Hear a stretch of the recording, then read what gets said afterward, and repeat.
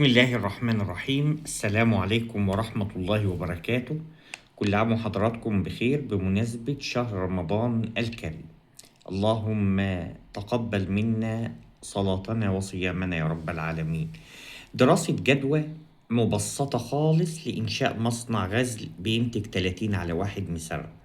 لو حضرتك بتفكر أو عاوز تاخد فكرة، عايز أعمل مصنع ينتج 30 على 1 قطن مسرح برامات تريكو وبينتج 4 طن في اليوم. طبعا لو ب2 طن في اليوم التكلفة هتبقى أقل، لكن السيستم كله واحد. طاقة إنتاج يومية 4 طن. حضرتك هتحتاج 7 مراحل. أول مرحلة هي خط التفتيح والتنظيف، مكن تسريح، مكن دروينج أو سحب أول وسحب تاني، هتحتاج برم، هتحتاج غزل، هتحتاج تدوير. دول ال7 مراحل اللي حضرتك هتحتاجهم. طيب ال4 طن خيط دول انت هتحتاج منهم قطن شعر. هتحتاج 4.25 طن قطن شعر. خدها قاعدة، زود 6% على طول. يعني الكيلو الخيط هيحتاج 1.06 كيلو جرام من القطن الشعر. في أي حاجة سواء انت هتطلع 4 طن هتطلع 2 طن، زود دايما 6% هالك قطن. طيب نفترض ان عدد مراكز ماكينة الغزل 1200 مردل وإنتاجها 20 كيلو جرام في الساعة، هتحتاج 6 ماكينات. طيب في مكن دلوقتي هيحتاج بينتج 50 كيلو جرام في الساعة، هتحتاج 3 ماكينات. طب المساحة قد ايه؟ مراحل الإنتاج أنت هتحتاج 12 إيراد، المخزن هتحتاج 4 إيراد، خدمات بقى ومكتب 1.5 إيراد. قول فدان، مساحة فدان عشان تعمل مصنع ينتج 4 طن خيط. أنا بتكلم على المساحة المظبوطة، ماشي؟ يبقى كام تقريبا فدان. طيب تعال نشوف التكلفة قد إيه.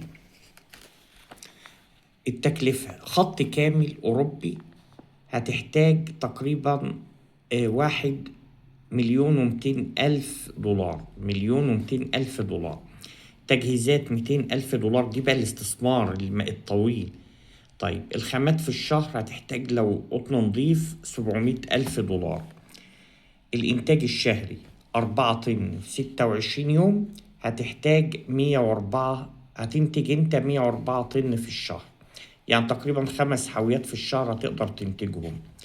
طيب 104 طن دول هيحتاجوا 111 طن شعر.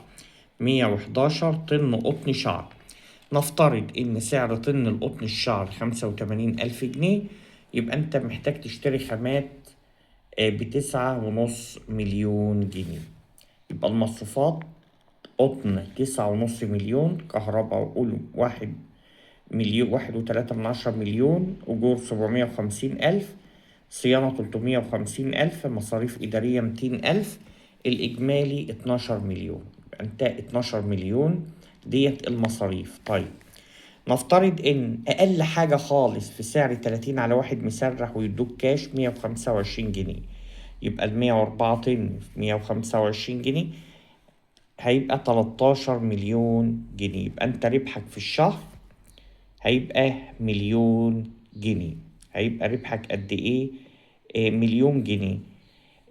احنا قلنا لو التكلفة بالمصري بالتشغيل بالمكن بالتجهيزات 80 مليون. فدي كانت مبسطة. فانت اهم بقى حاجة الماكينات، هتحتاج اهم ماكينات موجودة في ريتر، ده غالي، في ثورة، في تروتشر، في لاكشمي الهندي وده سعره رخيص وشغال كويس. يبقى ريتر او ثورة او تروتشر او لاكشمي.